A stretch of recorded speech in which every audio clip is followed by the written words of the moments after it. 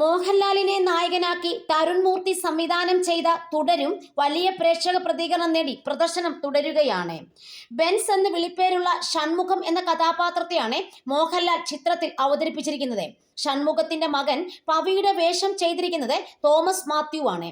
പവി കുഞ്ഞായിരിക്കുമ്പോൾ മഴ നനയുന്ന ഒരു സീൻ പ്രേക്ഷകരെ വൈകാരികമായി സ്പർശിച്ചിരുന്നു. ചിത്രത്തിൽ മോഹൻലാലിനൊപ്പമുള്ള വേഷം ചെയ്ത രാകേഷ് കേശവന്റെ മകനാണ് പവിയുടെ കുട്ടിക്കാലം അഭിനയിച്ചിരിക്കുന്നത്. പ്രേക്ഷകരെ ആകെ കണ്ണീരണിയിച്ച രംഗത്തിനു പിന്നിലെ കഥ വെളിപ്പെടുത്തിയിരിക്കുകയാണ് രാകേഷ് കേശവൻ. ഇപ്പോൾ കുഞ്ഞ് പവി മഴ നനഞ്ഞ് പട്ടിക്കുട്ടിയുമായി നിൽക്കുന്ന ദൃശ്യം ഷൂട്ട് ചെയ്തതിനെ കുറിച്ചാണ് രാകേഷ് കേശവൻ ഫേസ്ബുക്കിൽ കുറിച്ചിരിക്കുന്നത്.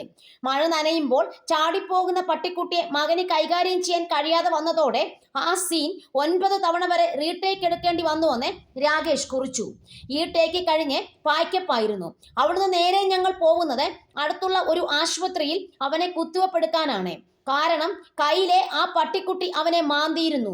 മഴ നനയുമ്പോൾ ചാടിപ്പോകുന്ന ആ പട്ടിക്കുട്ടിയെ ഹാൻഡിൽ ചെയ്യാനാവാതെ 9 ടേക്ക് പോയി. ഓരോ തവണയും ഞാൻ തലതോർത്താൻ ടവലുമായി എത്തും മുമ്പേ തരുൺ ചേട്ടൻ ഓടിയെത്തി ചേട്ടന്റെ ഡ്രസ്സ് വെച്ച് തുടയ്ക്കും.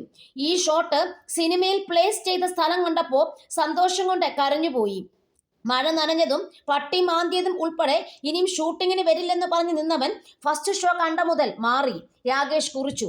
രാകേഷിന്റെ 2ാമത്തെ ചിത്രമാണിത്. നേരത്തെ പൊന്മാനിൽ അഭിനയിച്ചിരുന്നു. തനിക്കും മകനും ഒന്നിച്ച് ഒരു സിനിമയിൽ അഭിനയിക്കാൻ പറ്റിയതിന് സന്തോഷത്തിലാണ് രാകേഷ്. മകൻ അഭിനയിച്ച ഭാഗം കണ്ടുവരുന്ന ഫോൺ കോളുകൾ ഇതുവരെ തീർന്നിട്ടില്ലെന്ന് രാകേഷ് പറയുകയാണ്. അടുത്ത കാലത്തൊന്നും കാണാത്ത വിധം കുടുംബ പ്രേക്ഷകർ മോഹൻലാൽ ചിത്രത്തിനായി തിയേറ്ററിലേക്ക് എത്തുന്ന കാഴ്ചയാണ് കാണാൻ കഴിയുന്നത്.